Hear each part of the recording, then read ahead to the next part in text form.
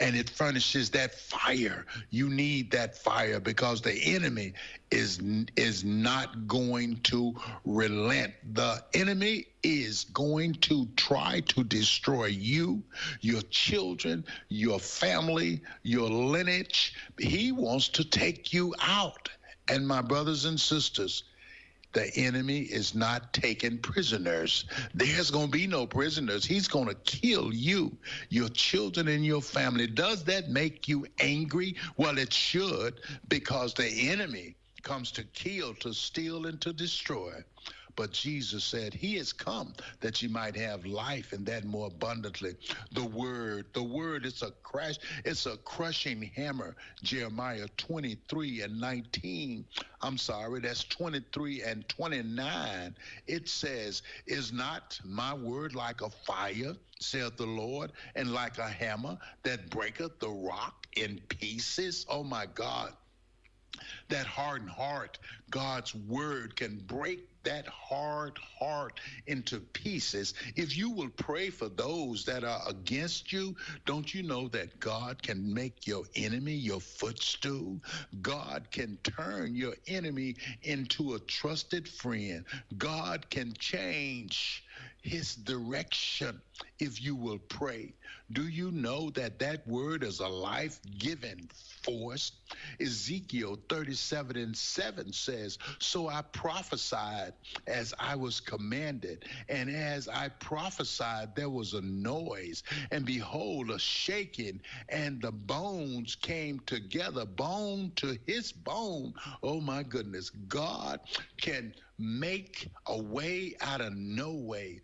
When you think that everything around you is all about death, God can breathe life.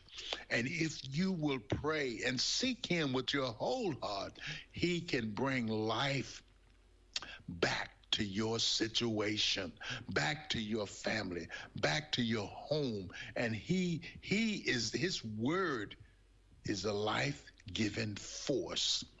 David said again, thy word is a lamp unto my feet, a light unto my path. And if you can see that light would lead you to the power of the living God that is available for you and me and all those who seek. Seek ye first the kingdom of God and his righteousness, and all these things will be added unto you. There's a way out of your mess, and it's JESUS. Where can you buy a brand new Nissan with a lifetime warranty? Kingston Pike. Hey folks, Gerald Anderson with Ted Russell Nissan. You heard it right. Every new Ted Russell Nissan comes with a lifetime warranty, and that's a long, long time. Ted Russell Nissan on Kingston Pike.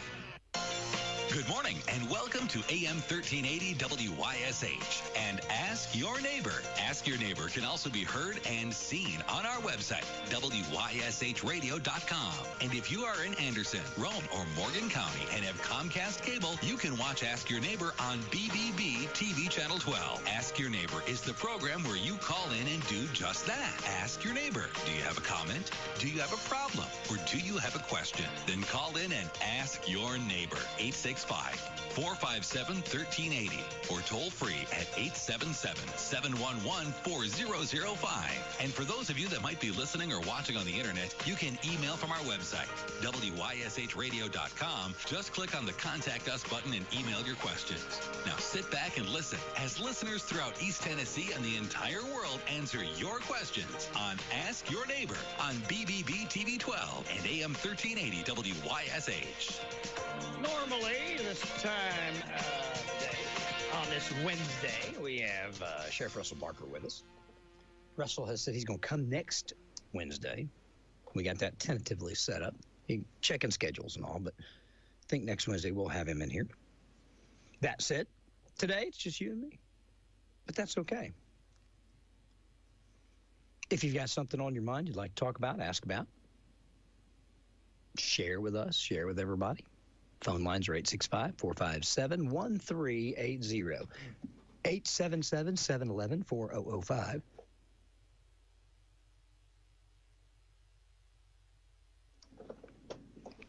And we're open for business. Did you hear on the news? This was crazy. You know,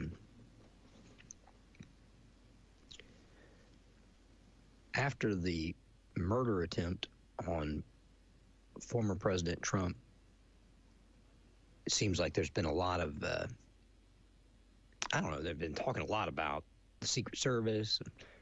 And they said today on the news that they had increased the president's security detail back when he took out Soleimani because Iran had placed,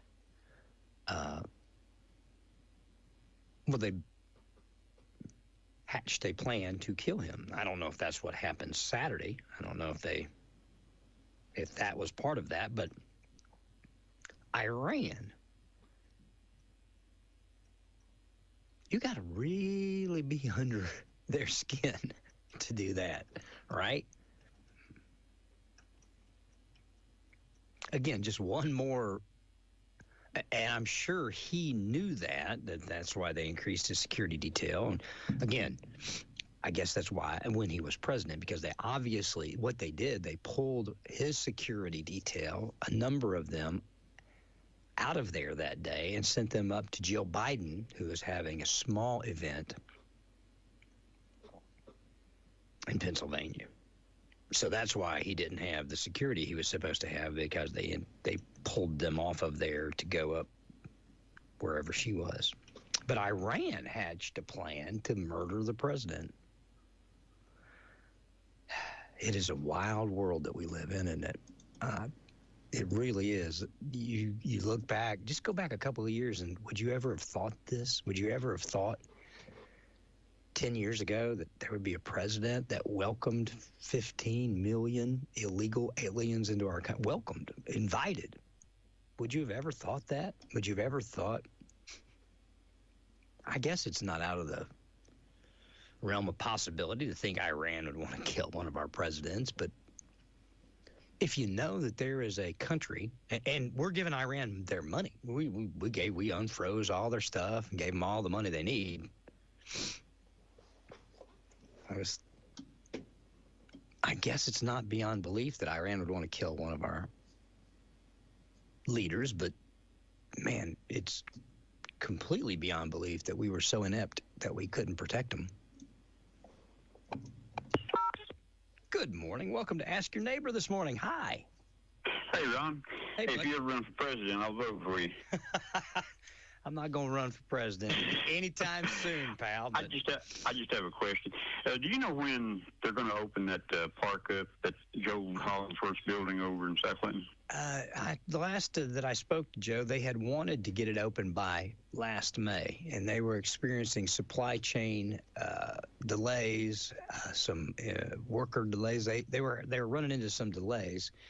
And he told me he would love to be able to tell me May was going to be the date, but he didn't think so. But just from looking at it, I'm going to guess they're probably maybe, I don't know. I don't know what else they've got to do, but they've made significant progress. And to me, it looks ready. You know what I mean? But I don't know what else they've got to do. I would say you'll probably see it in the fall. If I was going to guess, and I'm just guessing, and I will, you know what I'll do? I'll text Mr. Hollingsworth right now and see if he has a tentative opening date. All right, and then if he responds, I will report that to you. All right. Thank you. You're welcome, buddy. Bye-bye. See you. Bye. Good morning. Welcome to Ask Your Neighbor. Yes, I've got a question about Clinton High School. Okay. Are they going to bring the football coach back? No, ma'am. Okay, thank you. You're welcome. Bye-bye. I shouldn't say that as emphatically as I just did. I will tell you that in the conversations that I've had, and after I got all of the details and everything else, I don't believe. Well, you know what? I don't know. That's a question definitely for the director of schools. But the last that I spoke, they did not intend on doing that.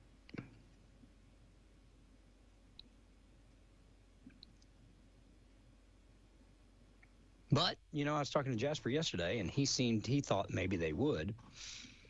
But my last conversation with Dr. Parrott indicated to me that they were going to.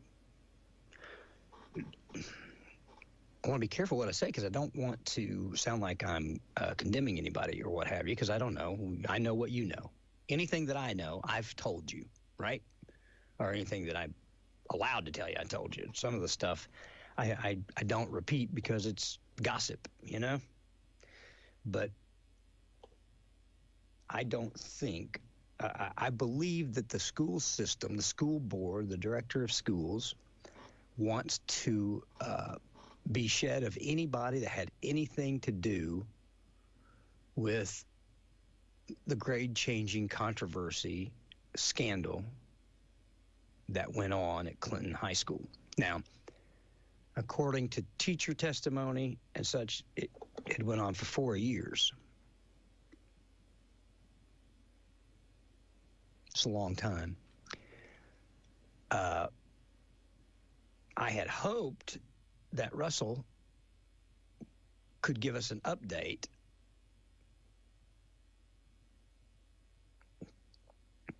on the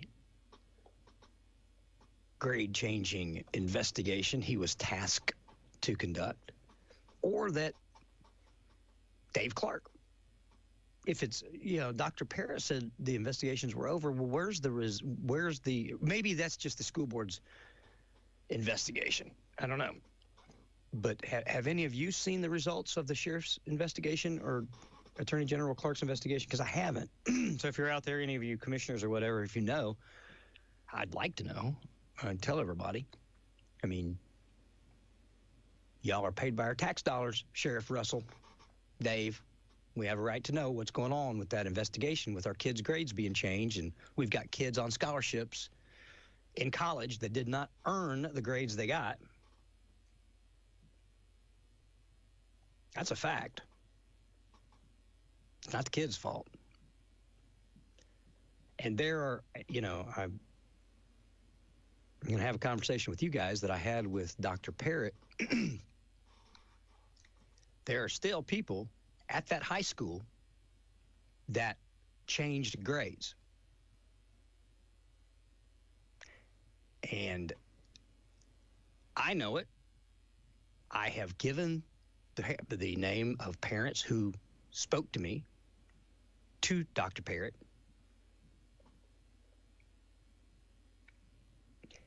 And,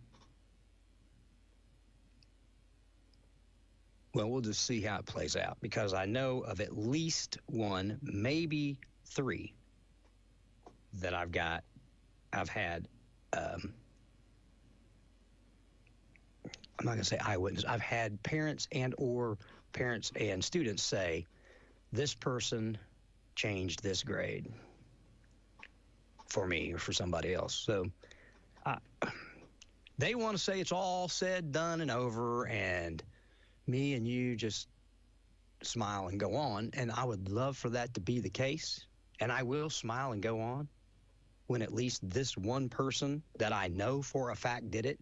Otherwise, you know what? Or I'll file a lawsuit, whatever I need to do. But that they need to be held accountable. And I don't understand why the school board or the superintendent is afraid to do that. They said it's because of tenure and some other stuff.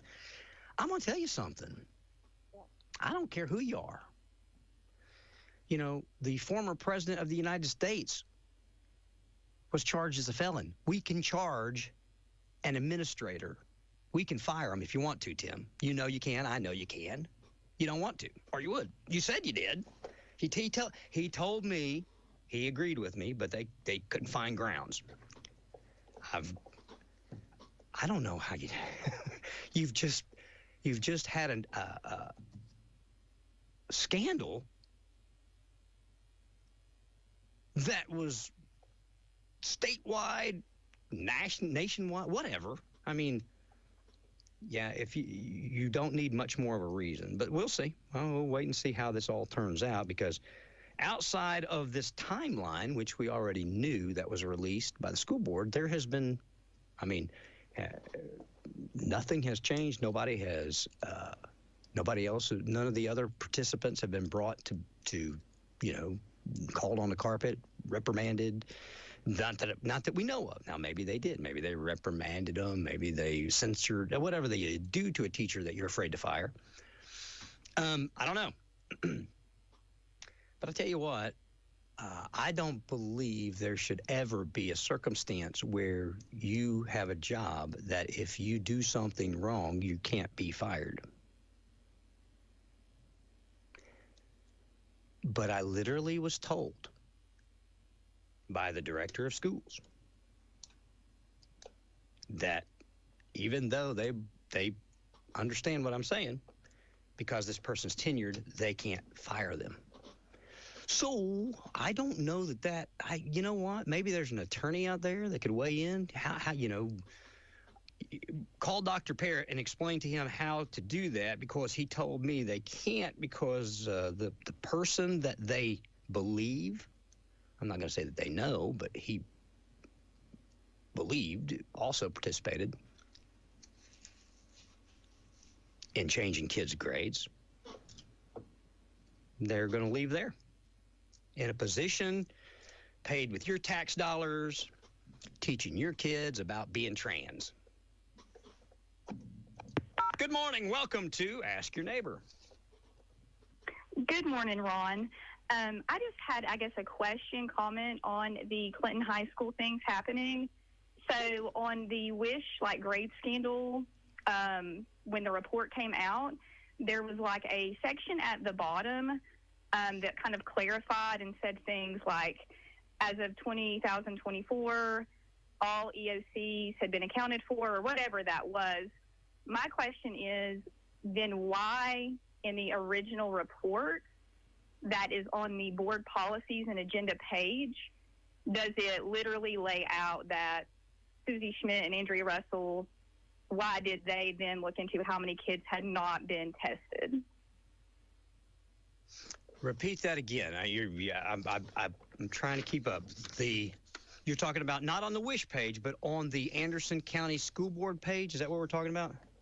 The day that the school board meeting occurred, yes, and you all had released, because I know you guys have been on top of it, had released that a report timeline was coming out. Yes. There's a section at the bottom. I'm assuming it sounds like somebody from the school system had wrote it. Again, the educators are great. I know that it's not. It says something like teachers most of the teachers are great and all this other stuff. Is that the section you're talking about? Yes. Okay. Yeah. The school board, that was all in their release. We simply copied and pasted their release. So, okay. So that's kind of my comment on that. Is I think it's the transparency issue. I know 2 students personally that are involved in the 25. And it's kind of, again, just no one really wants to address some things of that. Well, you probably know that there are currently, your tax dollars are paying people in the school system right now that changed other kids' grades. They're still there right now. Yes. Mm-hmm. I have spoken, I've spoken personally to Dr. Parrott. He knows what I know, what I told him. Everybody's innocent until proven guilty. And his words to me were, well, they're tenured. And I said, I don't care. What if they shoot somebody? You going to let them stay? What if they kill a kid? They're tenured, you can't fire them? That's kind of what he was telling me. Oh, when you're tenured, you're untouchable. No, that's not true. That's not true. And if the school board, I think when you're tenured, you have to have a recommendation from the director of schools and then a unanimous vote of the school board. Well, I would like to know who would not vote to fire someone that intentionally changed grades for whatever reason. I don't care if it was, I don't care what the reason was. So any of you school board members that would like to weigh in, we got people that have been on the school board for decades.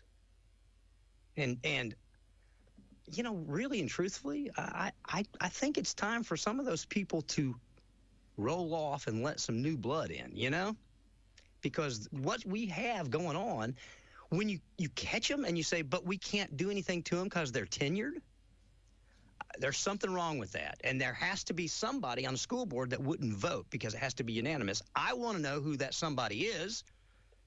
If I have to, I'll call all of them and ask them and then let you guys know. But I am really, it doesn't make any sense to me. If there's somebody doing wrong, and you tell me you can't discipline them because they're tenured. Well, that doesn't make that's asinine. That's stupid.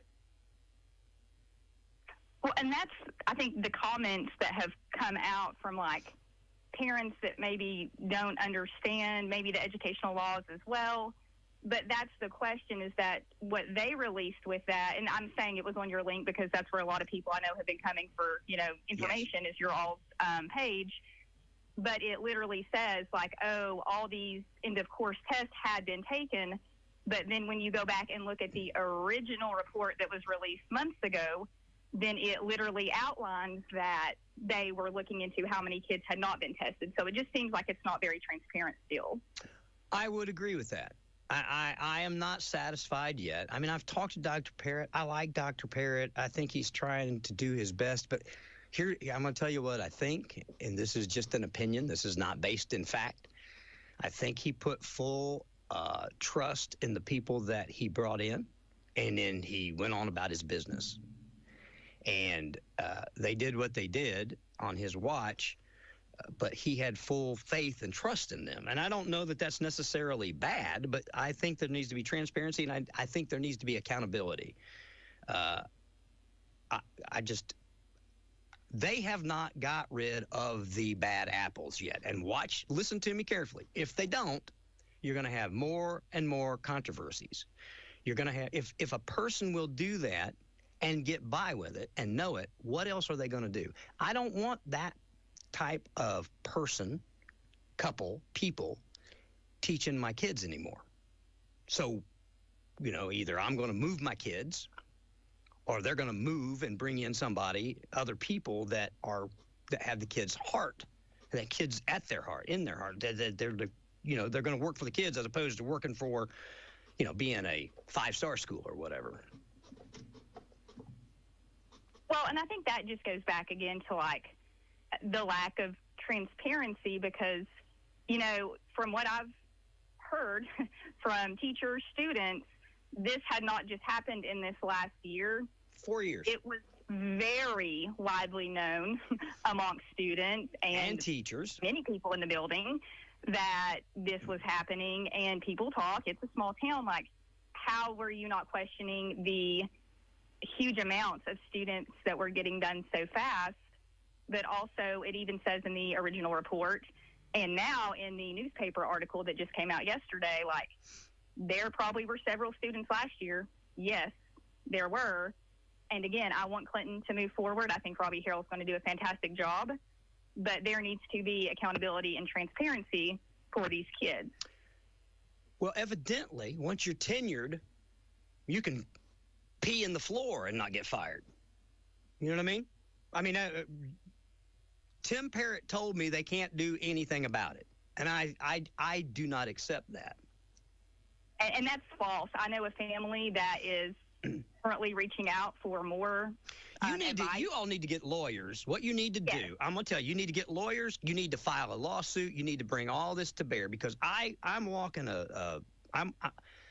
very careful. I try not to let my personal get in the way. It does. You guys listen to me. You know it does. But as a journalist or a broadcaster, I have to walk a real fine line, or I try to, so that I don't use my personal aggravation as news, So I try to be transparent when I'm mad and I'm just talking and frustrated, and then when I'm delivering news. You all need to, somebody needs to, that was affected by this. See, I wasn't affected. None of my kids were. I am as a taxpayer affected, but not personally. You know people whose kids were affected. Y'all need to file a lawsuit. I'd do it this week and demand transparency on that. And I would love to report whatever you find, because they're not going to tell us the rest of it. I shouldn't say that. Either they're not going to dig for the rest of it. They don't know. They know of at least one person that was involved that they say they can't get rid of. So I'm telling you God's honest truth right here, right now. Dr. Parrott, the director of schools, said to me, you're right, they were involved, but they're tenured, we can't fire them.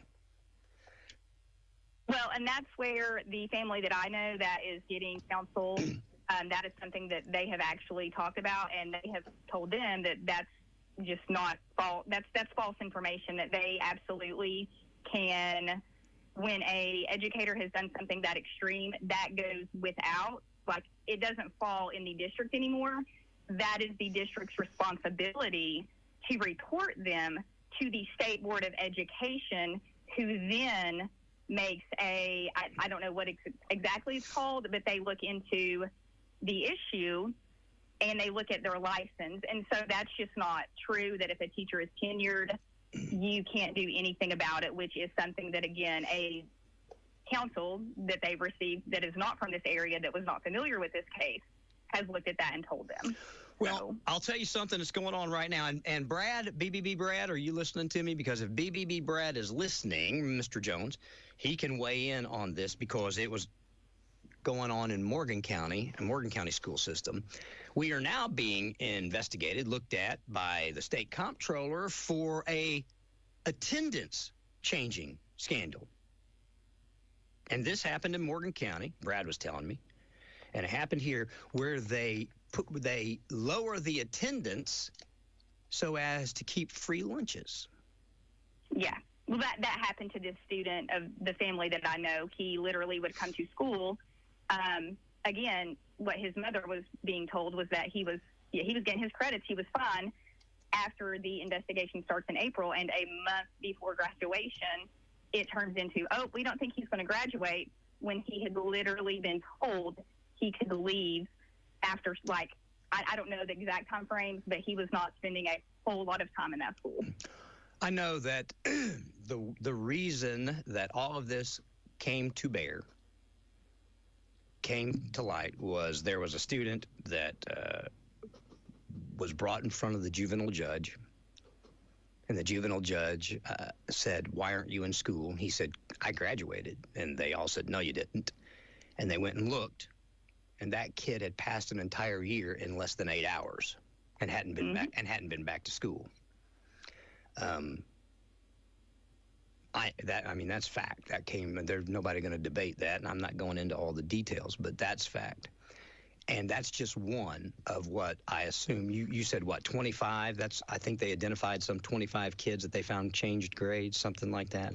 That's just and this that's year. What's interesting. They say 25, but again, according to a couple of the students, that is the 25 that had been left, that had not graduated, before all this happened. Yeah. There were other students that had kind of been flying under the radar. So there's probably more than that. I mean, I can't say that for fact, but just from the lengthy discussions I've had with specifically this student, it doesn't sound like that would be the number. The state of Tennessee Education, they consulted with, of course, Anderson County Schools, with all this going on, and I think they reached the conclusion, because we have students that have been awarded scholarships that didn't make the grades that got them the scholarships.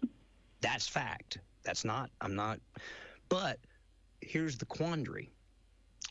If you go to those schools that awarded the scholarships and you say, little Betty or little Bobby didn't really make the grades, the chances are great that college will revoke the scholarship, right? So, do you punish the student for the sins of the teacher or the coach or the school board or the director of schools? That's what we've been talking about. Do they report that to the colleges that awarded the scholarships? At this moment, they've decided not to do that because they don't. Again, the kids didn't do this. No kid walked in and said, "I've got an idea. Why don't you change all my grades to make it look like I'm smarter than I am so I can get into college?" They didn't do that. The people that run the school did that to make the school look better. So I know they're wrestling with that right now. I know at this moment they've chosen not to go to those colleges and report that. I don't know if it's for self-protection or if it's to honestly save the kid or whatever. But that is a quandary, especially if you have 25 or 50 or 200 or however many over the last 4 years. You know, I don't know how they move forward on that and make it whole, you know? I don't know. And that's the sad part that I think, you know, doesn't need to be lost sight of. Like, nobody wants to see Anderson County Schools, Clinton High School, you know, be dogged. But at the end of the day, it is these students that are affected, because in talking with this family, this student that I have known for, you know, since he was a little boy, he knew someone that graduated last year, and she will tell you that she did not even take some classes that she was given a grade for on her final transcript. She did not think she was going to graduate, and then magically, ta-da, you know, she graduates. Why have you guys not got a lawyer yet? Well, they are looking into all of those processes, but it's just shocking because, like, this student was like, oh, last year her mindset was, I'm so lucky. Like, I got my diploma. I didn't think I was going to. Yes. You fast forward into a year, and she says, I don't even know how to do something called a works cited page for English. Like, she realizes now that she's actually in college and can't do any of those things. Like, it did not help her. It hurt her. And that's what's sad, is that at 16, 17 years old, you may not see that then, but these kids are going to see that in a few years. Well, the student that told me was giddy, happy that their grades had been changed. And I said it before I thought, you know, you're happy now, but when you're 40 and can't read, you're not going to be real happy about this. Mm-hmm. And that's where we are. And I know, and you know, that it's deeper than they say. You know the same students you've probably spoken to the same students that I did. And you know what? I'm not about punishing. I'm even not about telling on the air who the students are, but the teachers that did it, the teachers that were aware of it, the school board members, at least 4 that knew about it, need to be replaced. Or if Dr. Parrott can't do it, Dr. Parrott needs to be replaced. Tim, I'm sorry. I love you. I do. But if you don't have the backbone to get rid of board members that let this happen, or teachers, then we need somebody that will. Because right now, they're getting a paycheck from the Anderson County taxpayer and laughing at you because they did it. You know they did it. But they look at you and say, I'm tenured. You can't do anything about it. I do not agree with that. And again, that is, you know, when you look into these things, that's not just the final and so be all your tenure. That's not it. There's a lot more to that, and that is out of the district's hands. But, you know, and again, it's rumor, hearsay, but like people have said, why don't we want to keep pressing that forward? And is it because we know that more and more and more is going to come out? And that, you know, who knows if that's accurate. But again, there's a lot more to that. Everyone wants to move forward. You know, people love this town. People love that school. Yes, I agree. We want to see it move forward, move on. But there are a lot of people that still feel like there is a complete lack of transparency in this. I'm getting ready to change subject on you, too. Same subject or same school. I also think I'm done with teachers. I don't need my child educated in how to be trans. I don't need my child educated in how to be a homosexual. I don't need my child educated in you know what? I think the things that they let happen in school right now, this has kind of given me a platform to speak on, but I'm tired of it. I don't need rainbows hanging up. I don't need children encouraged to explore their sexuality at school. I mean, I've had, you can't imagine the people that have called me and reported tons, or said, you know, told me tons of stuff that they teach, that they acknowledge, that they encourage in these schools. Some of it was lies. I mean, a teacher got accused of having a litter box in her classroom so that the kids that identified as cats could use. So that was a lie. That wasn't true. But you do have teachers that encourage that right now.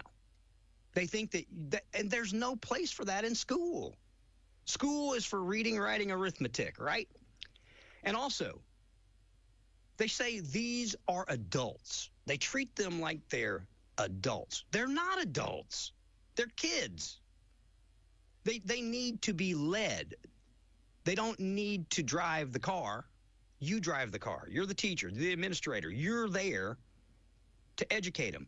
You're not there to be their friend. You're not there to make TikTok videos. You're there to teach. And I'm sick and tired of, my kids, they were raised in church. They know right from wrong. And then they come home and they say, Mr. So-and-so and his wife said that it's okay if you want to be gay at school. Okay, maybe it is okay, but what is the reason to pronounce that? Stand up, I'm so-and-so. And, why do they even talk about sexuality outside of sex education and teaching kids about STDs and the things that we all learned in school?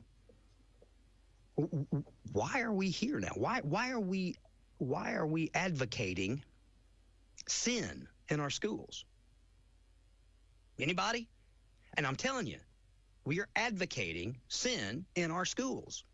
We are advocating letting boys go into the girls' bathroom in Anderson County schools. Now, Dr. Parrott said he dealt with that way back, but everybody listening to me remembers that controversy, right? The kid that was a boy that wanted to be a girl, remember? In the girls going into the boy going into the girls' bathroom and all that. Their answer was, we're going to have a special bathroom for him. That's not the answer. The answer is, you're a boy, go to the boys' bathroom. Stand up, have some backbone, do what's right, read your Bible, and then go forward. Anyway, I'm sorry. I blur the lines between Ron's opinion and the news too much, and I need to be more careful about that. Thank you so much, Ron. I just wanted to give that kind of comment. I'm going to get off here, but I just wanted to say thank you so much for, covering like you have. And again, my comment on that too, every bit of this, in my opinion, goes back to leadership from central office level to school level. My last comment is it all goes back to leadership. Thank you so much. Thank you, ma'am. Bye-bye. And again, I encourage you guys, please,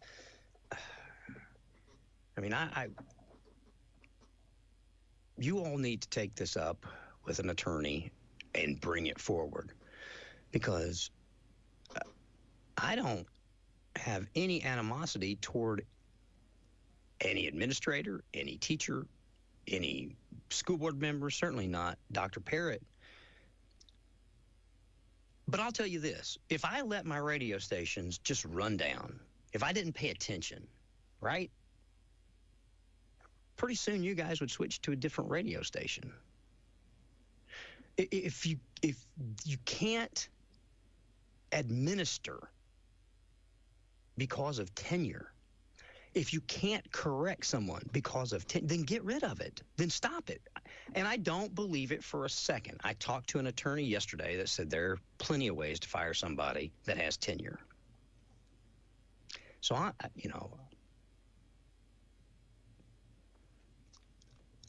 I will tell you this.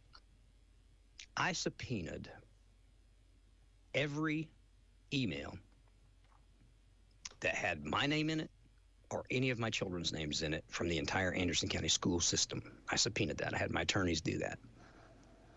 And if I read you, again, this is for me personally, but if I read you how those private emails, not to me, but they were to other people about me and about my kids, how they schemed, plotted, in bad ways, you would understand what I'm talking about, that this is deeper. There are people in our school systems that think they know what's best for the kids above the parents. Anderson County school systems deliberately removed me from being notified about things that happened to my children. All right? I made Dr. Parrott aware of that sometime back, maybe a year, 2 years ago, and he fixed it. And in February, they did it again.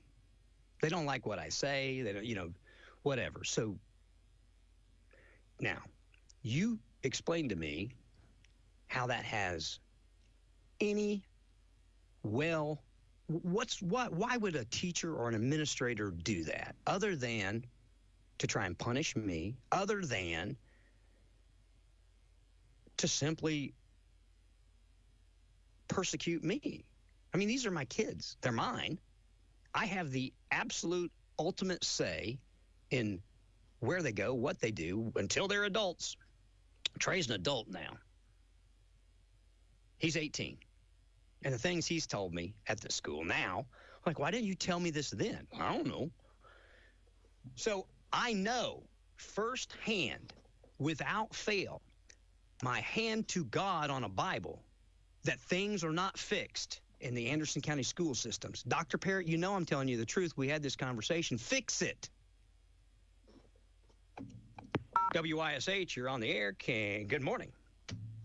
What's going on, buddy? Hey, how you did, David Cleaner? I'm doing good. I just listened.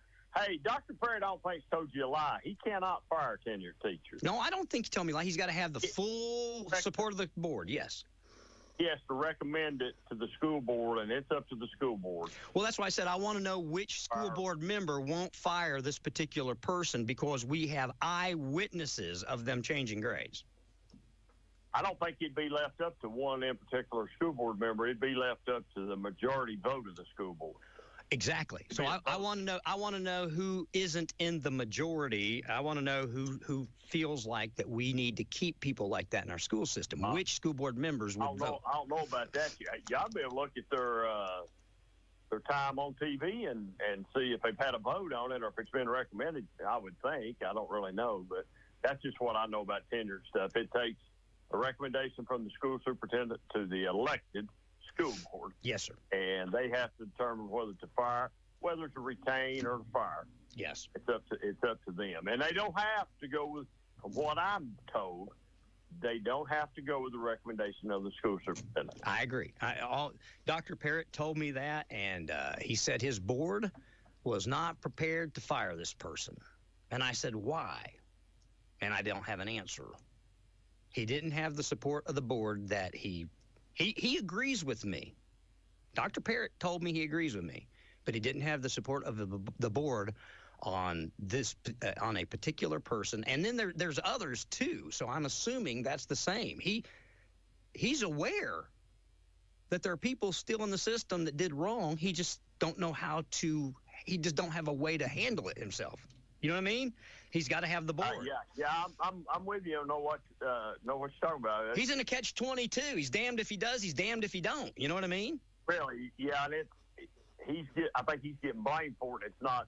I don't think it all lies at his feet on that part. That's what I'm trying to say. I agree with you. That's why I'm trying to keep It lies at the feet of the school board to fire a tenured teacher. So yes. that's up to the school board, solely up to the school board. So it's sort of out of his hands. You know what I mean? Yes, sir. I do. And to a certain extent, it is out of his hands. And what he done to Coach Keith, he has the authority to do that, just not to renew. Not tenured, he can do that. Yes. And rock on with it. So, but I don't know. Maybe this scandal will eventually get over with. I don't know if it's ever going to get over with or not. It seems like it just keeps lingering. But well, they haven't released the results of any investigation.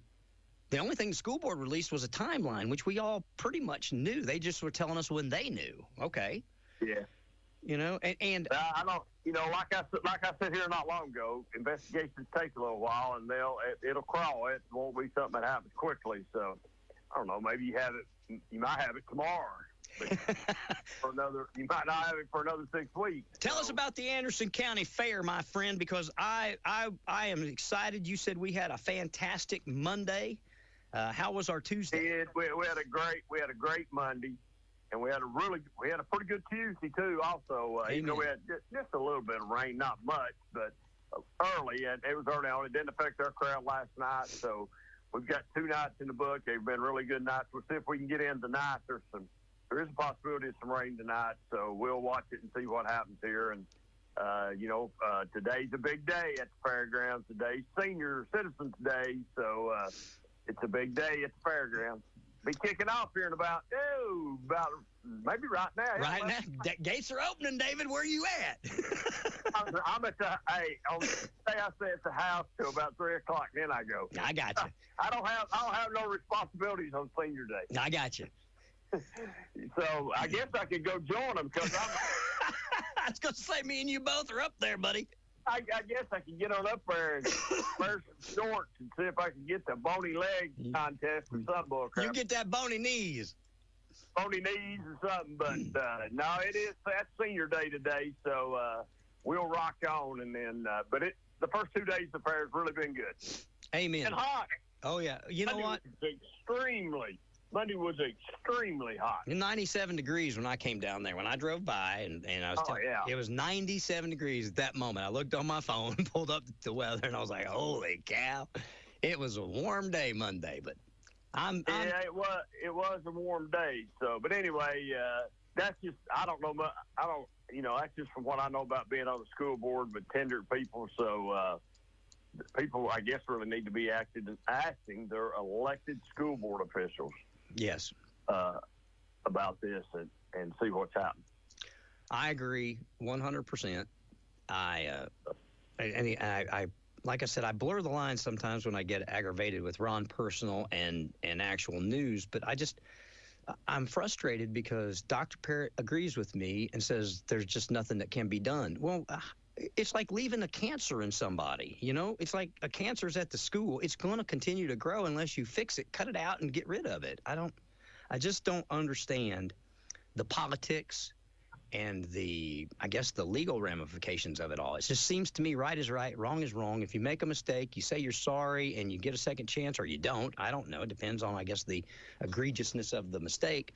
But it just... to say there's some legal ramification that allows you to break the law and not get in trouble, I just don't get it, I just don't get it. I understand fully what you're talking about. That's my 2 cents. That's all I know. Hey, buddy, your 2 cents is welcome anytime. Wait a minute. Also, I want to ask one other thing. I heard a rumor that you might be having a debate on the radio. You know what? You man alive. It's like you read my mind. Yes, John Reagan's representative, Alan Beauchamp, contacted me yesterday and asked if we would do it. I said, yeah. I put together what I want. This is what I said. I said, we'll do a 3-minute open. We'll do each candidate has 3 minutes to say what they want to say, and then has a minute and a half to answer each question, and then the other will get a minute to rebut that answer. And they asked me to do it. And then Alan texted me and said, I don't think John will do that. So I don't know. They asked me to do it, and then I said yes. They wanted a 5-minute intro and 3 minutes per question. That's just too long. That would take 6 or 8 hours. You know what I mean? If you have 10 questions, if you have 10 questions and each of them gets 3 minutes, good Lord, you're talking hour. You're talking an hour just to get the questions answered between them with no debate, So we changed that to a minute and a half. And again, John might be a little butthurt because he's not been coming up here. I stopped the monthly updates because an election was going on. You know what I mean? That's just fair. I wasn't.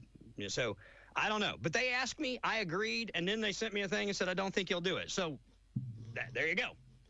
More of the same of what we've been getting in representation.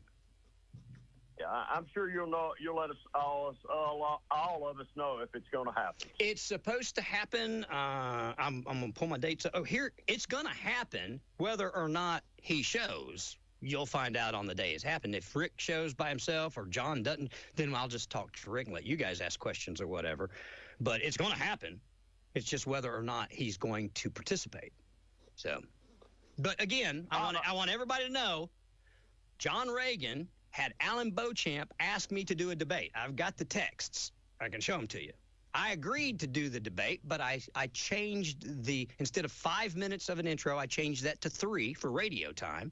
And instead of 3 minutes to answer each question and then another 3 minutes to rebut, I changed that to 1.5 minutes and a minute. And evidently, John can't say anything in 1.5 minutes or a minute. So that literally. So if he comes, he comes. If he don't, he don't. We'll see. I look forward to seeing what happens. I'll talk to you later, buddy. Thank you, boss. Bye. Ask your neighbor. Good morning. Yes, I've got a statement, I guess. This is more or less different than... You talk about anything on your mind, sweetheart. Well, this is back in early 70s. We had a child that was in special education, and he was in the middle, what they call junior high school now, I guess. And the teachers, I don't think at that time knowed what to do with the special education class. And he was either down in the football field working or playing or picking up trash. So, as you said a while ago about taking your child out, we took him out and put him in a private school. And that was in the early 70s. Okay. Now, this 1924, and look what they're doing with the special education classes now. They're mixing them in with the regular classes and everything. So that don't have anything probably to do with that, but I just want you to know that after we took him out, they did change the way they was doing the special education. Now they have a big thing up at Anderson County High School where they take them and work with them there. So if you have anything to comment on that, you can. If not, well, thank you kindly. No, I just appreciate you calling in. I appreciate your comment on it. Thank you, ma'am. Bye. 865-457-1380. All right. Okay, let's see here.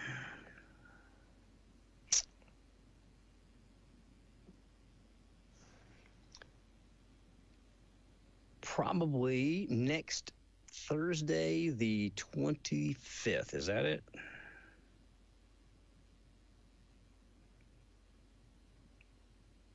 Either Wednesday the 24th or Thursday the 25th. And now I'm also working with Russell to reschedule him next week. And definitely want to get the sheriff on here. So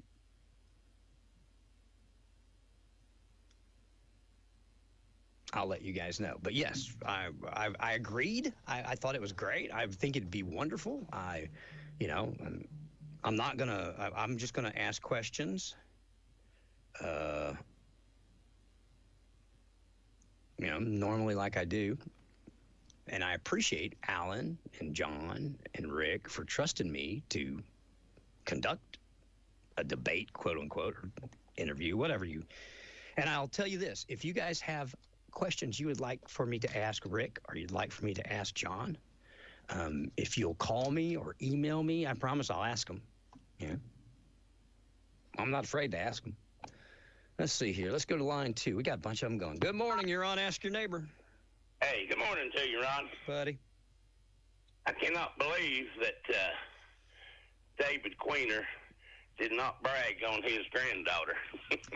Oh, Adeline won. Yes, she won Fairest of the Fair. She won the, what was it, Petite? He won one of the divisions there, and I figured he'd be jumping up and down bragging on her. I know if it had been my granddaughter, I would have. Oh, I'm sure he was. I just had him wound up about the school system. No kidding there. That was another subject I was going to touch on, Ron, there. I know that, Dr. Burrell has probably been on that school board for how many years now? I don't know, as long as I can remember. A long time there, but I know a friend of the radio station that's been on there several times. I just wonder if Don Bell would be interested, or Tim Parrott, to come up there and be on the radio and let us let us know what's going on down there. Are they sworn to secrecy or what? I don't know. I reference Dr. Parrott a lot because he's the head, right? Right. I get along with Tim, like Tim. I don't think Tim has done anything wrong. I think maybe they're doing damage control and it feels wrong. Does that make sense? They're trying to make lemonade out of these lemons. And I don't blame them for that. But I think the school board, I think they want to be done with this. They want it done. They want it to go away. They say this timeline is the investigation and everything else, but I know, and Tim knows, it's not done. There's still people there that did this. And to say that we can't do right because of some tenure just doesn't make sense to me. So either they're going to figure out a way to discipline this person or fire this person, or if they don't and the school system starts, I'm going to raise mortal Cain. I am. Because it's not right. It's not fair. I don't want my tax dollars. I don't want my kids. I don't even want my twin boys to be exposed to what the liberal ideology of the people that I'm speaking about. Take the wrongdoing off the table. Let's just talk about I don't believe what they believe, and I don't think school is a place to be teaching boys how to have sex with other boys, right? No. Yeah, well, it's going on in Clinton High School. That's ridiculous. Well, I'm talking about the liberal sex, and it's okay if you want to identify as a dog or whatever. I want those people out of the school systems, and those people were part of this scandal. Well, I mean, I think I heard you reference there that maybe 4 school board members were aware of what was going on with the grade changing and stuff. Is that correct? I'm sorry. What did you say, Mike? I didn't. You cut out. I thought you referenced 4 school board members. I did. Were aware of the grade changing. Yes. I've been given 4 names of people that spoke about this before it broke publicly.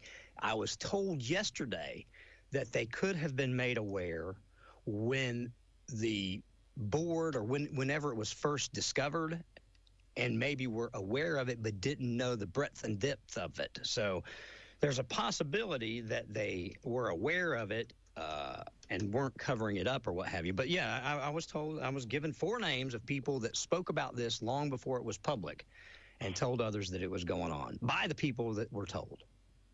Well, I know probably due to possible legal ramifications, you probably can't identify the one's name that... I'm not going to, because I don't. For one, I was just told that. I believe it. I do. But how they found out and when they found out and all that, I don't even really care about that. I just wish they would act on it. Make sense? We have a school board for a reason. Oh, yeah. They need to act on it. They're there to guide these administrators and teachers.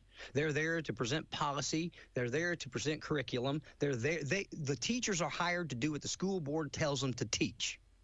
And so if the school board is telling them that, hey, let the boys go pee in the girls' bathroom, then the school board needs to be fired. Now, if the school board don't agree with that and the teachers are doing it, then the teachers need to be fired. If the teachers changed a grade to get the bad ones out, have you heard of who the bad ones were yet? No. Who are they? Now they're saying, oh, it's just 1 student. Then it was like, oh, it's 25 students. Oh, guess what? It's been going on for 4 years. Yeah, I heard the number like 1,400. Well, they changed 1,500 grades in the last 3 months of the school year. Oh, wow. Yeah. Those 25 kids were taking some big classes, weren't they? No, yeah, I wasn't even going to school. But I wish that one of the school board members or Dr. Parrott there would come up there and enlighten the public there on what exactly is going on in their school system. I don't know why they want to keep everything so hush-hush. It's not going to go away till the public gets answers. You know what? I've begged. I said, just dump it all out on the table, as dirty and bad as it is, and be done with it.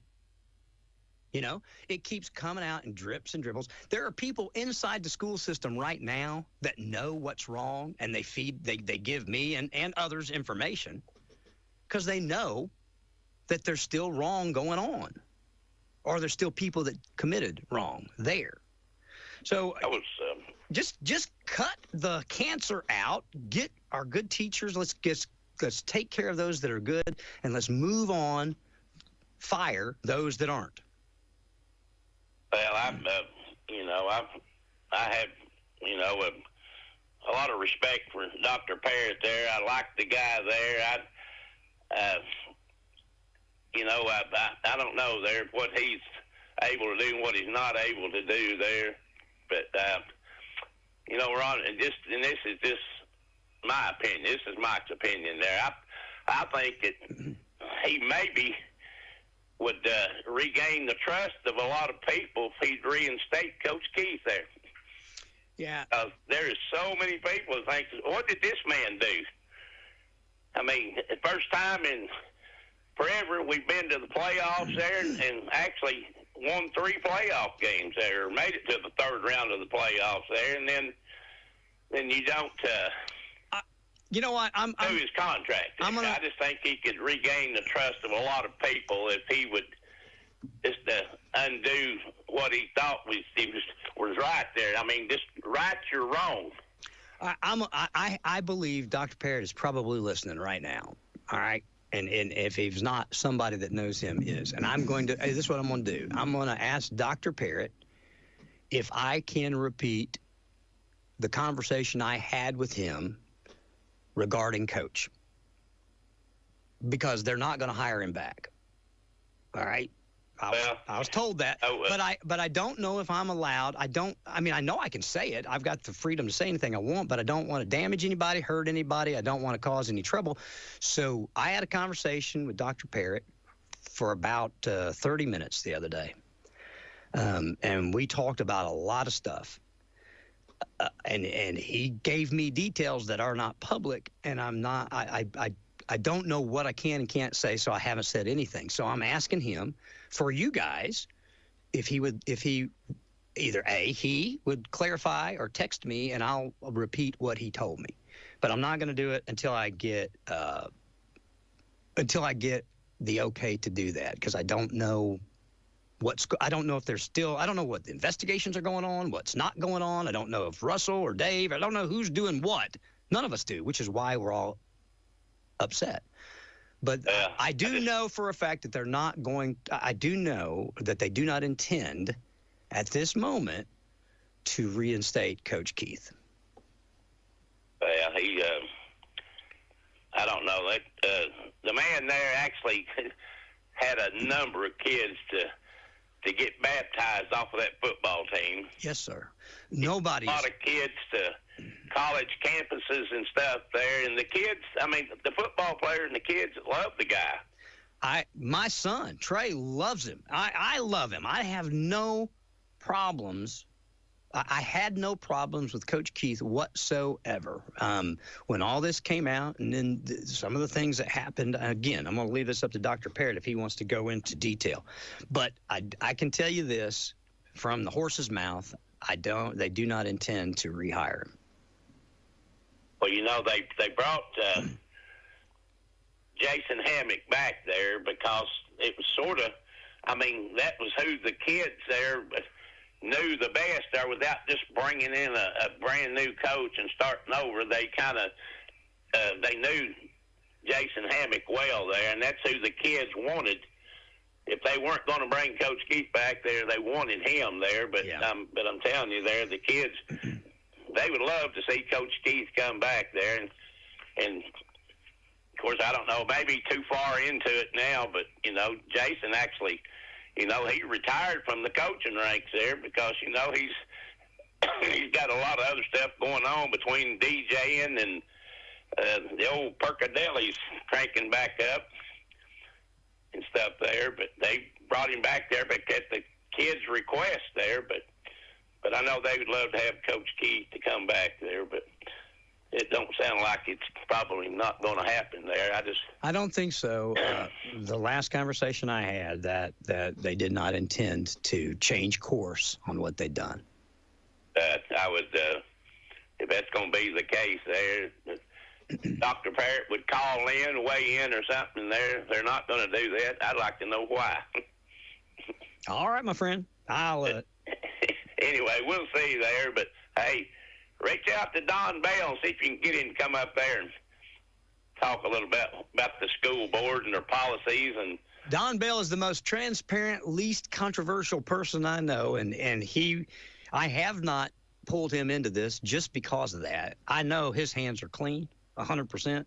Oh, absolutely. I guarantee you they are. And I have refrained from dragging him into this simply because I don't know, it's nasty. I don't want him involved in this. He's a tremendous school board member. He loves Oak Ridge. He loves those kids. He loves that school system, Anderson County school systems. I mean, he has a true heart for kids. You know, he worked in the Oak Ridge school system for years, retired out of it. So I don't know. I haven't prostituted our friendship to get information, to get dirt. I haven't done that yet. And I hope he doesn't think I'm just not calling him, you know, or not asking him out of any other thing than that. I just didn't want to get him into this yet. Well, you know, I guess another thing would be there, you know, you're working there as a school board member with the other ones. If you said something, then you might possibly fall out of favor with your other school board members or even the director. So true. I guess have to kind of be careful. But, you know, if it's me, I wouldn't care one way or another. Well, that's my problem, too. I speak, I say what's on my mind, and I you know, if I'm right, okay. If I'm wrong, whatever. But I'm like you. Well, I guess I just spout off too much. Pop off. That's what my teachers used to say. Mr. Meredith, quit popping off. Well, you've been a popping off for 30-something years up there. It's going to be hard to change now. I'm old, I'm set in my ways, and I'm stubborn. Well, all right, buddy. You enjoy the rest of your day. I don't think it's going to be hardly as hot there. And, thank the good Lord. Yes, sir. All right. Talk to you later, buddy. See you, buddy. Bye-bye. All right, bye. And welcome to Ask Your Neighbor on WYSH. Hello. Good morning, Ron. Hi. Hello. You've got David and Josh up there talking about the fair this week. I just want to talk for a second about two things. One, we got the tractor pulls coming up Thursday and Friday night, and we think this is going to be one of our biggest events for that. Yes. We'd like to welcome everybody out to that. And two, I'm kind of like you. There's a lot of things going on in our schools that I don't like, I don't agree with. I think everybody wants to put this investigation to bed, but I think there's more things they're looking at. I think there's more things coming. Don't really want to get into all that, but here's what I do want to say. Kelly Johnson's one of the greatest, and everybody in Clinton ought to be proud to have her running our city schools. Amen. She does an excellent job. Amen. And I just want to commend her for that. Thank you, Mike. I agree with you 100%. We don't have any of this tomfoolery in our city schools. None of it. They teach our kids. They love our kids. They know our kids. Anytime I had a question, issue, problem when my children were at Clinton City Schools, Kelly Johnson herself would call me and talk to me. Even if the problem was solved, she wanted to make sure. I miss that. I miss that so bad because I had such confidence in our school systems, you know? I don't right now with Anderson County schools. I just don't. Well, a lot of things going on in schools. You know, I kind of consider myself an old guy right now. My kids are graduated, and I'm kind of old school. There's a lot of things going on that's not just going on in school; it's going on in the world, and it's just things that I personally don't agree with. From my personal values, my Christian values, but I think the world's just changing. Some of the stuff that we don't agree with. We just got to get used to, and especially with all the stuff going on with the elections and attempted assassinations and everything, we got to the point that we can't disagree without hating each other. And that's a shame. I think that's a bad situation. I can disagree with things with somebody, and I can say, I don't approve that. I wouldn't let that happen in my house. I'm not going to promote that. Whatever that is. I mean, just for example, if my kids decided they want to dress up as a cat and go to school, guess what? That ain't happening in my house. Somebody else wants to let their kids do that. Because in America, we got the choice to raise our kids how we want to. But I'm kind of like you. I don't feel like that a third party ought to be trying to teach my kids things that I don't want my kids taught. But we're becoming a more diverse culture, a more diverse world, and we're going to have to. We're going to hell is what we're doing. Well, I didn't want to say it like that, but we got some things going on out there that it's perfectly okay not to agree with. But if we keep going down this path we're going down, every time somebody disagrees with each other, they want to block you from social media. They hate you, whatever. I mean, I don't agree with a lot of Joe Biden's policies. I don't agree with the way the country's being run. And I'm not saying that I agree with everything Donald Trump does, but, I feel like I share more values with the Republican Party than I do with the Democratic Party. But I hate that I feel like it's getting to a point that we can't have healthy debate and sometimes agree to disagree. I mean, I've practiced law for 25 years. I've been in some hotly contested, back when I used to do divorces, divorces get very hotly contested. I don't know what you're talking about. And you know what I'm talking about. Yeah, I do. But, me and the other attorney, we got two different sides of the case here. We go in there and fight like a hell all day long. Yep. But then we go over to Hoskins and eat lunch. But and we not only we were fighting to represent our clients, but maybe we didn't agree on the same, outlook of the case or whatever. But anymore, it's just, I'm afraid to say anything about how I feel because, I don't want people in the town mad at me because I don't agree with certain things. And here's my thing too. A lot of stuff that's going on, I don't agree with it. But I'm okay with you if you agree with it. Live and let live. Disagree, it's just getting crazy, man. It is. And you know what? While I've got you on the phone, I want to do this publicly. I want to tell you thank you for 16 years. Mike Farley and Bruce Fox were the sole title sponsor that provided you guys Clinton football. In the last 2 years, last year and this year, it's Lowe's Toes. But you instituted that. Me and you got together 17 years ago now, I think, and put that together. Fox and Farley Friday Night Football. And I just want people to know, from Mike the Dragon to sponsoring football to over $65,000 you've given to that school over the last 10, 12 years? We figured it up a couple of years ago because we got questioned about a sign we had down there. Yep, I remember. We had a big sign that not only did we pay the school to have the sign there, we paid for the sign, we paid to have it put up, and somebody didn't like our sign, and they got to question us about it. And so, as things happen in schools, you have changes in athletic directors and different people. So the athletic director came in and said, "Look, I got this person that's raising hell about your sign." Yep. And I said, "Well, you weren't part of this," but I said, "We struck a deal back here about, I don't remember, 2015 or whatever." I said, "We struck a deal to pay and have that sign there for 10 years. And it was quite a bit of money for that one sign." I remember. And they said, "Well, I'm trying to defend you having your sign up there. Do you have any paperwork on that or anything? Because I can't find any record of it." And I said, "Yeah. All I got to do is pull up and show you where we wrote the checks." I said, "Matter of fact, let me tell you what I'll do. Let me pull up and give you a printout of how much money Fox and Farley has spent on Clinton athletics since we became Fox and Farley, and it was almost $160,000.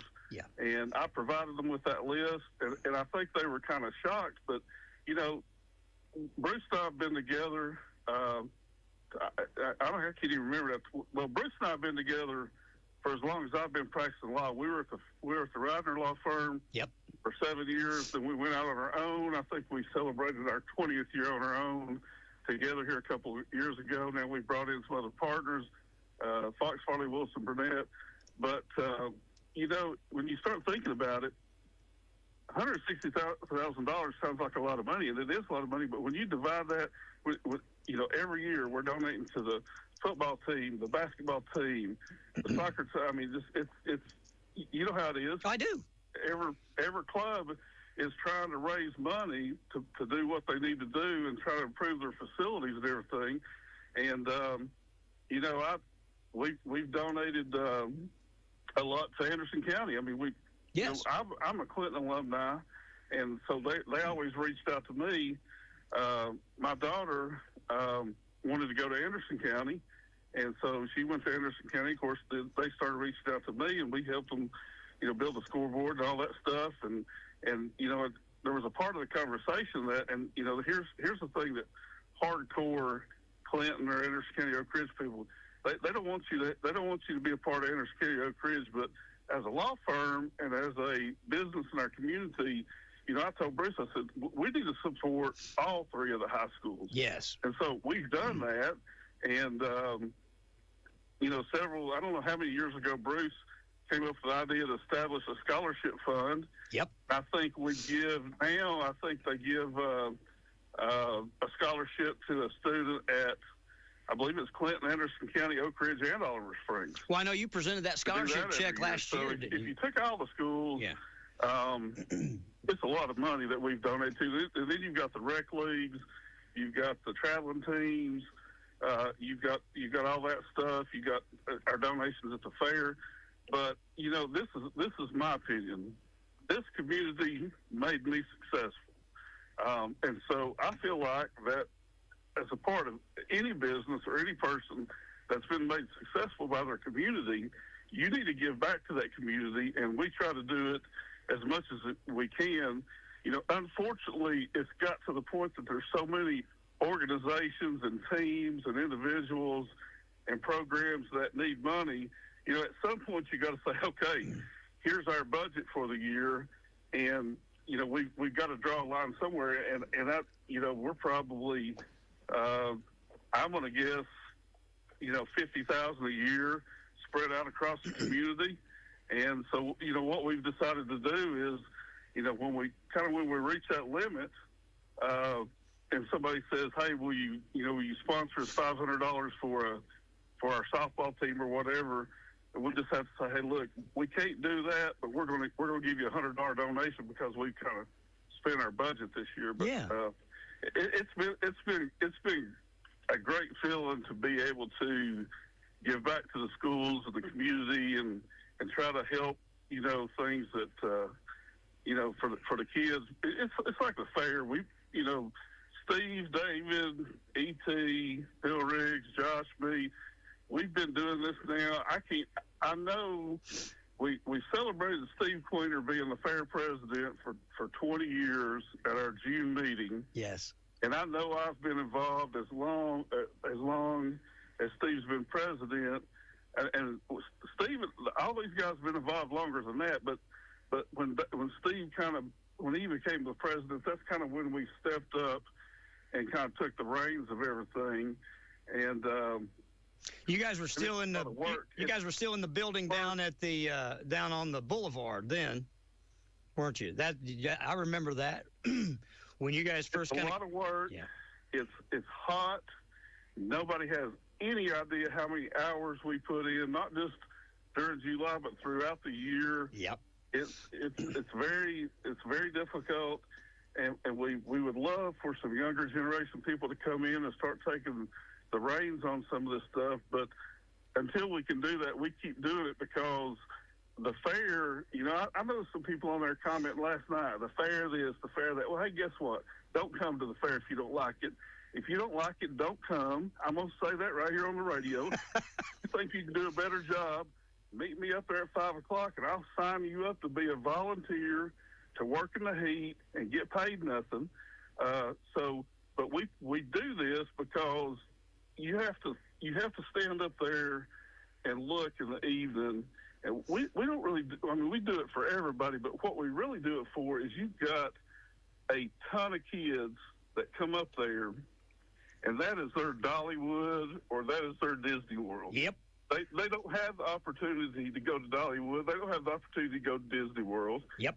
So that's their Dollywood and Disney World. And we've got thankful, the reverse side of the sponsorship thing is, thankfully this year, we got the most sponsorship that we ever had, and we're able to, through that sponsorship, through some big companies here in town that are willing to pay for the kids to get in free. We've got 5 nights that kids get in free. Yes. Get in free. Yes. We've had a little bit of flack this year about raising our gate admission to $10. Well, guess what? It's been $5 for probably 15 or 20 years, and instead of going up 50 cents or $1 every year like most fairs have, we've held off as long as we can. But our insurance, everything we do is going up. Yep. And if you think about it, you can't go to Pigeon Forge and ride anything they got up there for less than $10. You can't ride a go-kart. You can't ride a zip line. You can't ride anything. So when you come to the fair and adults got to pay $10 and all the kids get in free, I think it's a good value for what we put on. We put on a good truck show. We got live music. We got all those things. But, that's another thing. We do that we really do it for the kids. I'll never forget this, Mike. It was 2007, maybe 8. It was about 5:30 in the morning. I was coming to work. You were sitting on a tractor in the turn lane in front of what was then Fox Toyota to turn left to go to South Clinton. And I got here, I called you, and you had been doing something down at the fair on your tractor at 5 o'clock in the morning. And I thought to myself, how much are they paying this guy? Here's some things about the fair that a lot of people don't understand. Is like, we've got all this preparation throughout the year, and then starting about 10 or 12 days before the fair, got all this preparation, putting up signs, putting up fences, and all this stuff. And right when you think you got everything done, I think it was 2 years ago. I don't know if it was Tuesday night or Wednesday night. I can't remember what night it was. We got this microburst, this thunderstorm with a microburst that absolutely train wrecked every tent up there. Yep. It looked like a hurricane that came through. That happened at 11:30 at night. Yep. And so we called everybody that had just left to go home and said, come back. And we spent the entire night trying to put everything back together. Terry Turner, who's a big sponsor not only of the fair, but, everything here in Clinton, he had a $100,000 tent that got destroyed. But by 5 o'clock the next evening, when the gates opened, we had everything put back together. We hadn't had any sleep, but we had everything put back together, and we had the show going. I remember, because our car was right up there, got the crap beat out of it from that tent. Yeah. I remember. You guys do an amazing job. You don't get the credit that you deserve, but I wanted to acknowledge what you've done for us through your law firm, and I appreciate it, and honestly, we don't look for credit. I know. But I get aggravated when I get home last night, and my wife says, you need to read this post on I Love Clinton, and you got people on there, down in the fair. Hey, it's fine. You don't like it. You don't like the rides. You don't like the musicians. Fine, don't come. And then you got people on there that don't know what they're talking about. Well, it always rains out the fair. Guess what?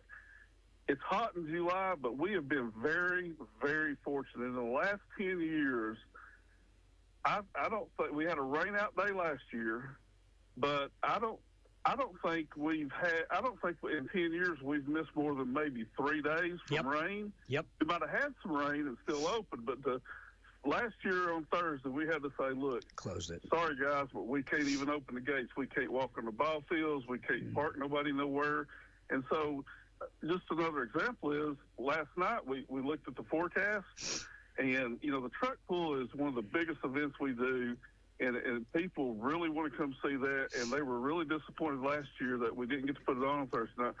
So, just for example, last night, 10 o'clock, I got 10 guys out there, and we have stretched 300 feet of plastic, and we have covered that track up. So tomorrow, in the event that it comes some thunderstorm or downpour in the afternoon, we hope it quits, and we go out there and pull that plastic off. We're still able to put on a show tomorrow night. Yes.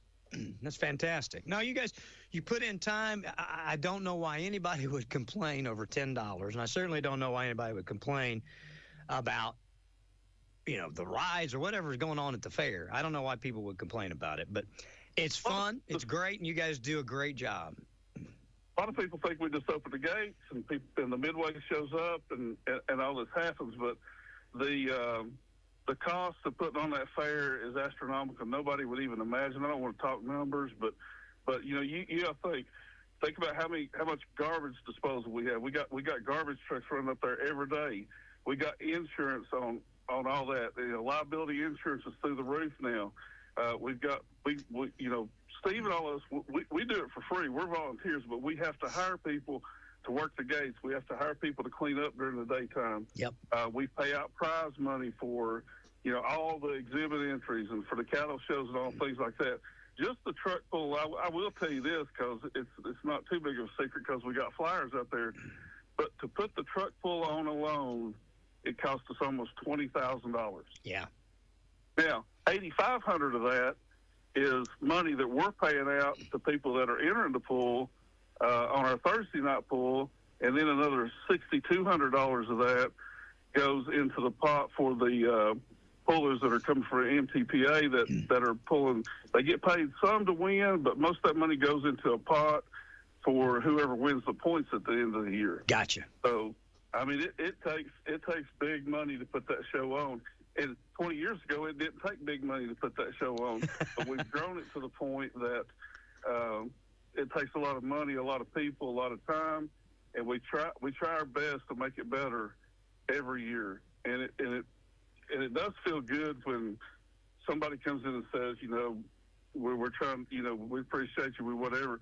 But what we get more than anything, for every compliment we get 4 or 5 complaints. It's just like we expanded our handicap parking area because we have a lot of people that are involved with the fair and then working in those buildings that are handicapped. So we expanded our handicap parking. Well, when you expand handicap parking close to the building, you got to move somebody that's not handicapped out to park in the ball field or something. Well, yeah.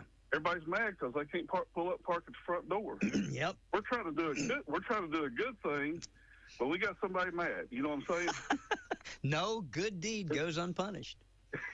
It's just amazing some of the stuff that you hear people say up there that they complain about. It's hot. It's too hot. Yeah. We can't control the weather, honey. October. Well, there's all kinds of logistical reasons we can't do it in October. I got you. Hey, I've had people ask me why we do it in July, and I know we try to do it where we don't compete with the Knoxville, the TVA and I, or whatever it's called now, fair.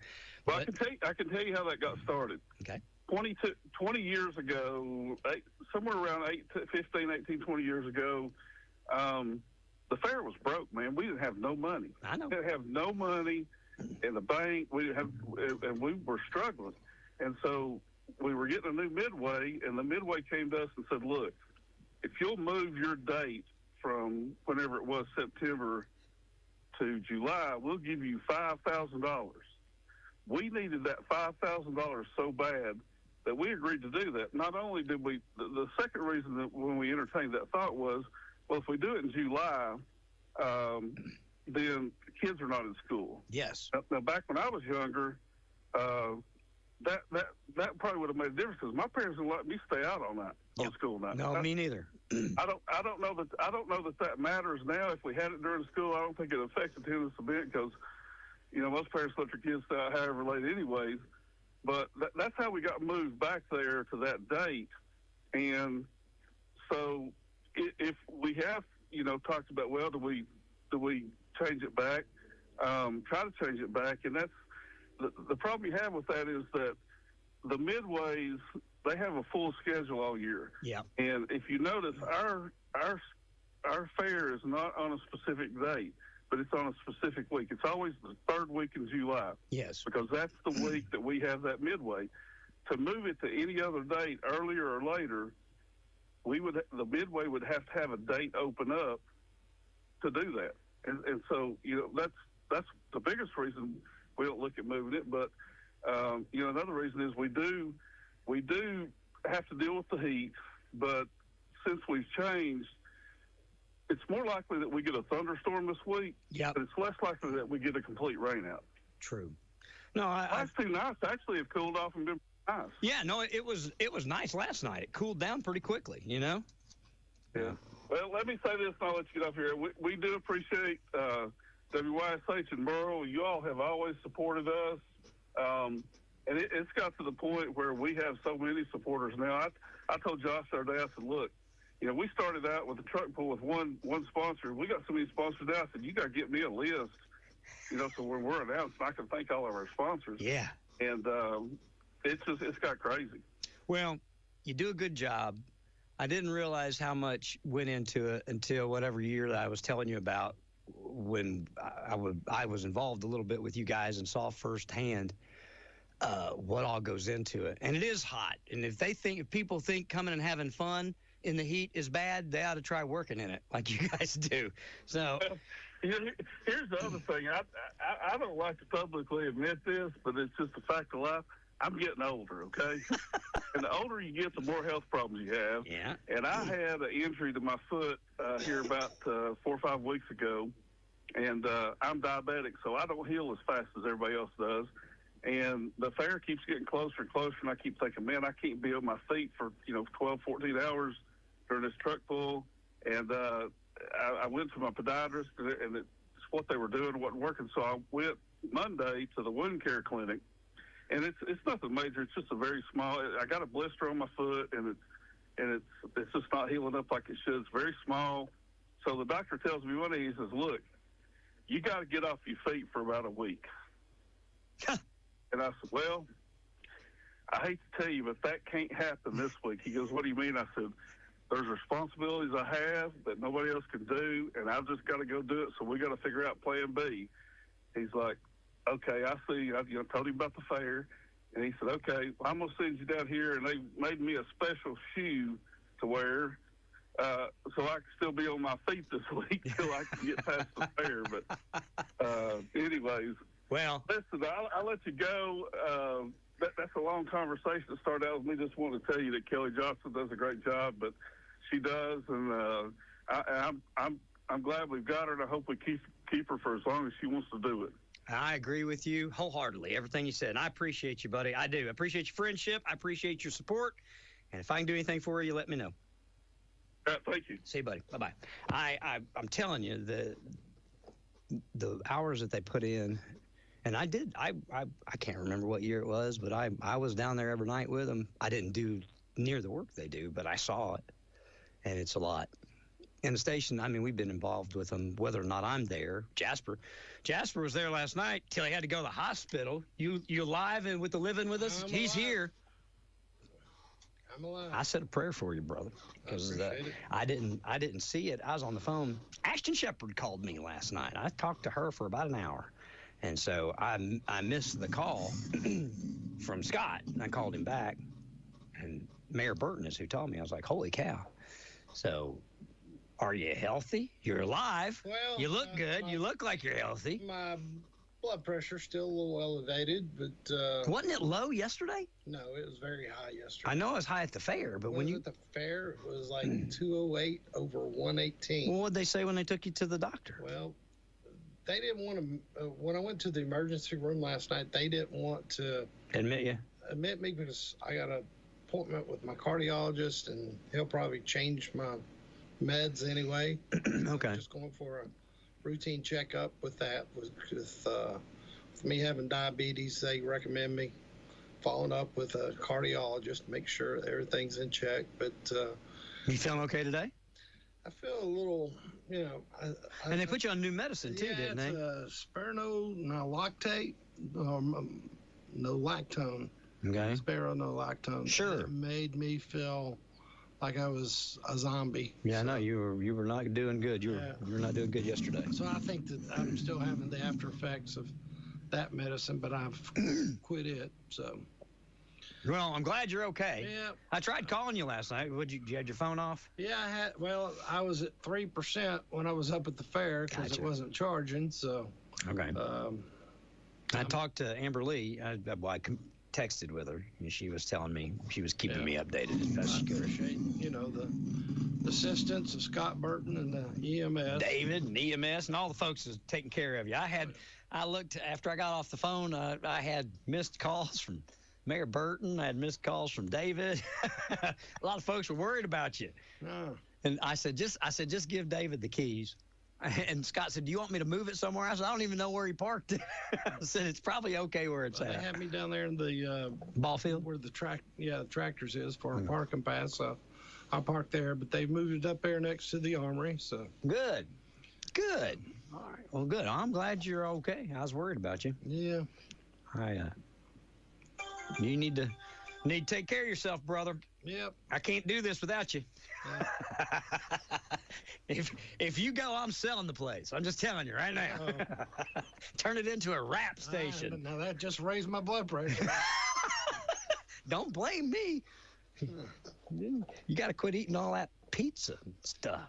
Well, you're gonna have to start eating right, buddy. Well, it's more exercise than eating right. My kids are, my boy, especially James David's, all over me. Dad, you need to get back in the gym. Dad, you've lost too much weight. I have lost too much weight. I was at 154 pounds the other day. I swear, my goodness. Wish I could lose weight more rapidly. With being a diabetic and taking insulin, insulin is a side effect to where you gain weight. Which I'm at my highest peak that I've ever been in my. You all right now? Yes. You'll be all right. But I got to get back in the gym as well. So just walking, man. If I could just walk every day, you know what I mean? Just walk. I mean, it's hot right now to do it, but me and Tracy have talked about. We talked about walking, and she says, "Let's get a golf cart." I said, "Well, we wouldn't walk if we had a golf cart for sure. You know, we're not walking now, but maybe we could ride the golf cart. I don't think that'll help us with our health, but you know, we could howdy and shake with the neighbors more." Oh yeah. Anyway, all right, guys. Man, we have covered a lot of stuff today. Schools, and again, I just hope that we can get anything that's controversial or bad out of our school and just teach the kids what they need to know. And let's get the folks that got caught up in this grade changing scandal. Let's go ahead and get them out. Let's look at this attendance changing, and Dr. Parrott tried to explain it to me. Brad explained it to me better. I wish Brad would call. He probably don't want to get into this, but because he addressed it it happened at Morgan County too. I think Brad told me, I don't know, Brad, if it's not okay for me to tell what you told me, text me right now, right quick, because somebody might be calling right there. Okay, that might be BBB Brad, because he said that in Morgan County, that happened openly. They told the kids, tomorrow we're being evaluated for our lunch program, and so the more absences we have, the better off for whatever reason. They told the kids not to come to school that day so that they could have a lower attendance and get more. So okay, thank you. Thank you, Brad. I wanted to make sure I could tell what he told me, but they told the kids, hey, it's okay if you don't come to school tomorrow, so our attendance is down so that we can get more money from the state. So Dr. Parrott tried to explain to me how that was going on here, but I know that the state comptroller was here. So we shouldn't have that kind of stuff going on in schools. I mean, for crying out loud. We shouldn't have that kind of stuff going on with anything that revolves around our tax dollars. You know, we don't need to be teaching our kids to play the system. All right. Thank you, Jay. Let me see. Is she on line 2? No? Okay, I'll give her a call in just a second. Good morning. This is Ask Your Neighbor. It was free lunches. Keep the free lunches. Thank you, Brad. Hi. Yeah, I just wanted to ask a question. Maybe somebody can answer this, but if Tim Parrott can't hire, fire, promote, or demote and has to go through the school board with everything he's got, why do we need him? Why do we need Tim Parrott? Because if he can't do his job, if his hands is tied by the school board, then why is Anderson County paying him? Just let the school board run the place, which is mostly Democrat, which is letting all this junk go around. Well, that's nobody's ever brought that up. But now, Dr. Parrott, I think the only place he's hamstrung is with tenured teachers. I don't know. Well, it's a good question. I don't think if you have a tenured teacher and they're not doing right, they've got to go. They've got to go. Our children's future is in hand. I agree. I agree wholeheartedly. I don't think you're going to send a bad message when you've got teachers and kids knowing that there's a person still there that committed this act that changed grades, and they are not getting punished. Bring it to light. Bring it to the community. Bring it to the light, and let's do something about it and get rid of them. Yep. They've got to go. They've got to go. But when it comes around election time, they'll stand up and they'll lie and they'll cheat and they'll try to do everything else to keep their position on the school board. Well, I say this to people. If you like what you're getting, if you like your kids being taught, trans and all this other stuff, if you like all of this, if this is what you like, then keep electing the people that you're electing. If you don't, then elect new people. It's that simple. We control it. And this new school board, running Sherry, I forgot her last Beatty, Sherry Beatty. She's against all this stuff. But then somebody comes in and says, hey, her kids don't go to this school. Well, her kids don't go to this school because she got some problems with her kids. Yeah. She had to take them to maybe Webb. I think it's Webb she took them to because Anderson County wouldn't work with them. So she had to take them to another school. Yeah. Now she is a excuse my language, a pissed off mama. Yep. And she's running for school board. Yep. All they can say bad about her is she sends her kids to another school. Well, I lived in Clinton, and my son, we got him in Anderson County. Yep. Because of some of this tomfoolery, as you're calling it, that was going on. Yes, sir. It was kind of hard to do, but we was not going to let them educate my son. And he graduated from Anderson County with honors. Yes, sir. No, he was a straight A student. There's a lot of parents that but being in Clinton, he would have probably been a straight D student. Yeah. No, I understand completely. And there's a lot of people there are a lot of people doing the exact same thing, moving their kids to a different school, different areas, different place because of what's going on. Why not just fix what's going on? This is our school. Ron, we pay for it. Ron, if you can't fix the radio station, we don't need you. That's right. You're exactly right. No, you're right. It's mine. That's what I said. If I can't deliver what you guys want, you guys will leave, and pretty soon I'll be gone. You know what I mean? It's just exactly. And I don't know. When you run for office and you're living off the taxpayers' tit, you don't answer to nobody because there's a million of us or however many out there. When I get aggravated, I'm gonna tell you guys when we have wrongdoing in the school, if they don't fix it, or even if they do fix it, I'm still gonna tell you guys if I know about it. And if it makes me mad, you're gonna hear that I'm mad. I'm just a person. I'm just a human being. I just so happen to have a radio station. Oh, it should be. Well, it should be. I agree, and I'm asking it to be taken care of. I have been patient and calm, and well, maybe not patient, maybe not calm, but I've refrained from throwing anybody under the bus. Yeah. I think. Well, I'm mad, and I get mad, and I do say stupid stuff and everything else, but somebody proved me wrong. But when they prove me wrong, then I'll apologize. But you got to prove me wrong first. I'm right there with you, pal. And if Tim can't run the place, then the taxpayers don't need to be paying him. He's going to let the school board, if the school board overrides everything, or he has to go to the school board to get permission to do something, then we don't need him. He only makes a couple $100,000 a year. Yeah. I'm sorry. Why are we paying somebody that don't have the power? He ought to have the power to hire and fire and promote and demote. Just like the city manager of Clinton. That's the only powers he got. The city council has the power about everything else, but he can hire, fire, promote, and demote, which is a big part of the way our city is run, and it's run great. It is run great. I agree with you 1,000%. I agree with everything you say, Rob. I appreciate you, buddy. Okay. All right, baby. See you, buddy. Bye-bye. You guys enjoy your day. Let's see here. Okay, thank you.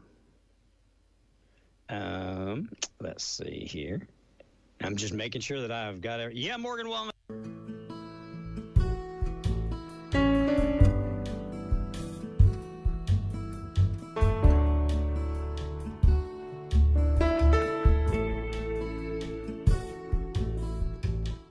Help. They buy advertising or they'll give tickets to promote it. We'll see.